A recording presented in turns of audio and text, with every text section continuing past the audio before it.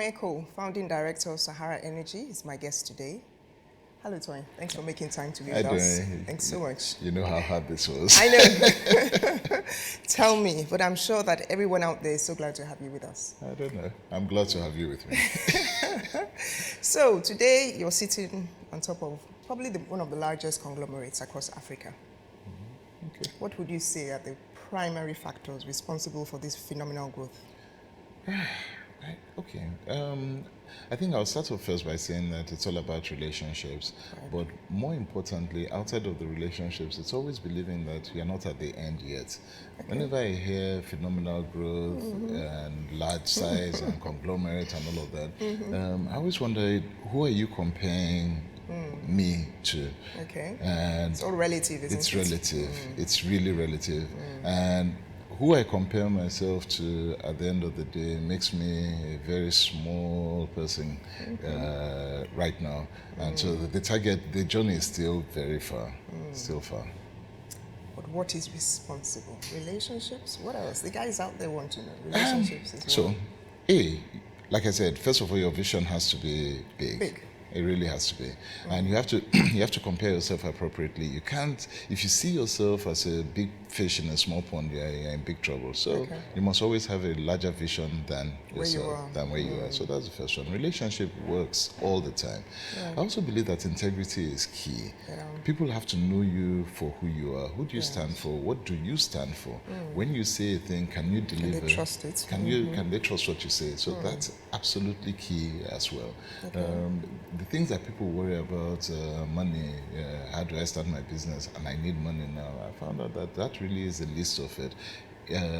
One of the things that is absolutely important is that you must be doing the right thing. What are you really called to do? Is it part of who you are? Do you have the talent and skills for it? Yes. Are you delivering something that people need? Okay. If you're very key. So is there a need for what you have, and are you delivering it? Then are you delivering it well? So there are all these little factors, things that you they come together. You read about them all the time in the one book that tells about success or another. But the truth of it is that it's in you. You have to know it. But if you don't follow these key principles, I think you would lose your way. Okay, but there must have been challenges. Can you share a few of those with us? There are always challenges. Challenges are part and parcel of life, being an entrepreneur, first of all, in Nigeria. And depending on how you start, you either have challenges of age. In other words, you're too young. You seem to be too young in the business that you're going into. And so people are looking at you and saying that, do you even know what you're talking about? And all of that, you know what you're doing. So you have those challenges. You have the challenges of trying to surmount all sorts of bureaucracies and red tape that you must understand how to surmount. So you have those challenges. You have the challenge, but the greatest challenge today that I have is the challenge of perception. Okay. Now, what's that challenge of perception? No matter how phenomenal, how great, no matter what you've done, as long as you come, A, from Africa, B, not just from Africa, you come from Nigeria. Now, as long as you have, and then C, you're now in an industry that is the oil business. International, global. International. So you have three factors that seem to work against everything that you do. Okay. African, Nigerian, oil business. And then there's a perception that goes out there that anything that has to do with Nigeria, anything that has to do with the oil business must be corrupt. It's the worst kind of perception that we have. And now you have to deal with international businesses all the time. Right. So perception is key. And it's one of the things that I've kind of dedicated the last 4 years of my life fighting, that, you know what, we have to fight perception. Regardless of what people say, regardless of what they think, there are extremely diligent people that are in this business, even within the government. Even within the government. And that's something that you don't hear a lot. Yes. I've met a lot of people working in NNPC through the ministry who are ready to do what is right, but they're not celebrated. So there's still hope then? There is still hope for Nigeria, for Africa. There is a lot of hope. I see it a lot. What can we expect from companies like yours in the near future? 3-5 years across the African continent? Okay, so basically what I see ourselves doing, I keep saying that when I look, I'll just give you a vision of something that I always used to keep in my mind. Okay. You see the scroll that keeps going down when you have news, CNN, BBC. Yes, There's yes. that scroller that just keeps going. And I want to see the day when, in my mind's eye, I see this kind of thing where something is scrolling under and it says that Nigerian energy company, Sahara Energy, for example, buys global energy company Shell, something like that, for X billion dollars. Now, can you imagine what that would do for the entire psyche of the continent as a whole? Yeah. Imagine it. It will change it. Changes it completely.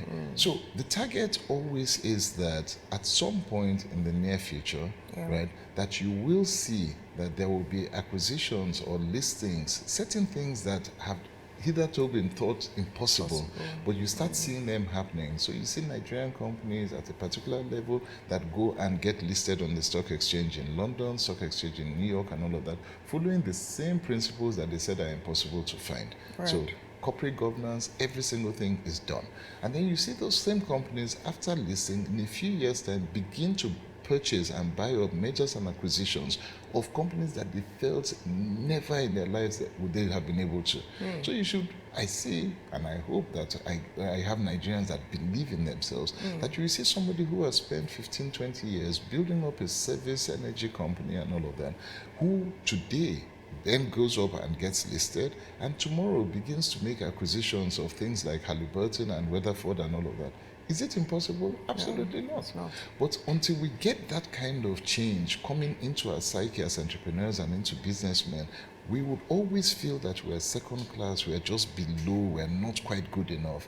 And that is not true. When you talk to Nigerians, you know that on this continent, on this world, on this earth, if there is a people that feel that they know everything, that they are the most intelligent, most Nigerians are number one. It's us, absolutely. Well, that's who we are.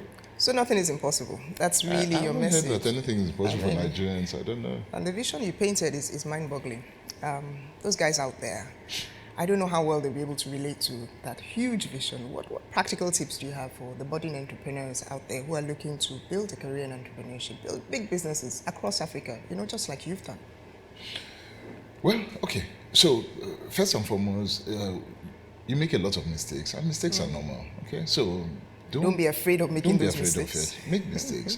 They will start up, you will fall, you will get up, make the mistakes. But always have in mind that what do you have to do to get to where you need to get to? And there are certain things, let me even change it, not what you have to do, what are the things that you do not do if you really want to get to this place? Okay. And one of the things you don't want to do is mess up your name. So always remember that the one thing that you have that people will keep coming back to check, right, is what kind of name. Who are you? Both name as a business and name as an individual.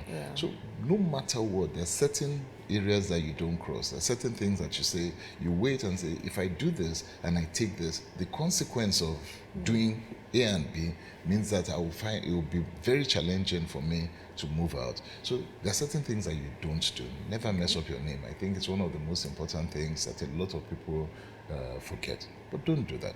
Now, once you understand that there are those things that you don't need to do, then remember that everything, even though you have a big vision, everything is step by step. The way that God has created the entire earth, no matter what, nature-wise, is that it grows from a seed to a tree.